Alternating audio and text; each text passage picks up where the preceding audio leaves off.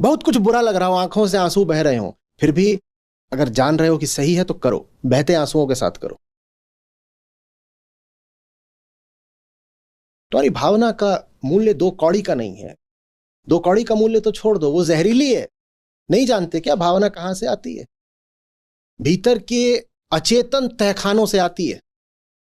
पता भी नहीं चलता तुम्हारी भावना ने कभी तुम्हारी अनुमति ली है। मैंने कहा विचार भावना दोनों भीतर के होते हैं, पर मैं बात भावना की कर रहा हूं। अंतर बता देता हूं क्यों। आप जब कहते हो आई एम थिंकिंग, तो उसमें आपकी सक्रिय सहभागिता होती है। आप कहते हो मुझे सोचने दो, और जैसे ही कहते हो मुझे सोचने दो, आप सोचना शुरू कर सकते हो। वहां आपके पास कुछ चुनाव का अधिकार है। लेकिन क्या कभी आपने ये कहा लेट मी फील, मुझे जरा भावुक होने दो? नहीं। विचार तो फिर भी आपकी थोड़ी सुनता है, आपके कहने पे चल लेगा। जब आप कहते हो लेट मी थिंक, तो आप सोचना शुरू कर सकते हो। और जब आप कहते हो I am not thinking any more, तो आपके पास ये भी अधिकार होता है कि आप सोचने को थोड़ा हटा भी सकते हो।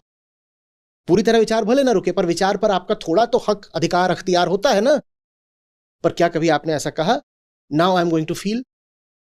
वो पूरे तरीके से अचेतन होता है। वो जहां से आता है ना आपकी अनुमति मांगता है ना सहमति मांगता है। भाव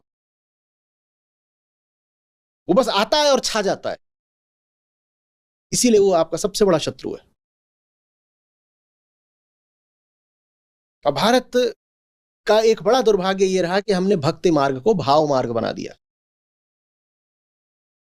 प्रेम अलग चीज होता है भाई। भक्ति मार्ग माने प्रेम मार्ग, भाव मार्ग थोड़ी। भावना भावना कर करके हमने इंसान को पशु बना डाला। आप जब बोलते हो तो फिर ना मैं जरा सा सोच रहा था कि उस सोचने में आपने कुछ करा ना। वो विचार आपके नियंत्रण में था ना। आप ये भी कहते हो अच्छा इस बारे में सोच लिया, चलो दूसरी चीज के बारे में सोचते हैं। आप विचार तत्काल बदल भी सकते हो, भावना बदल सकते हो। बदल सकते हो क्या? हाँ। तो भावना इसलिए बहुत जबरदस्त तरीके से आपको गुलाम बनाती है। आपका उस पर कोई हक नहीं होता, उसका आप पर पूरा हक हो जाता है। और वो आती भी किसी दैवीय बिंदु से नहीं है, वो किसी पवित्र बिंदु से नहीं आती है। वो आपके भीतर की पवित्रता नहीं, आपकी पाशविकता से आती है। भावना का केंद्र एक होता है मनुष्य में और पशु में, एक समान। आपके भीतर की जो पशुता है वही भावना बन के प्रकट होती है।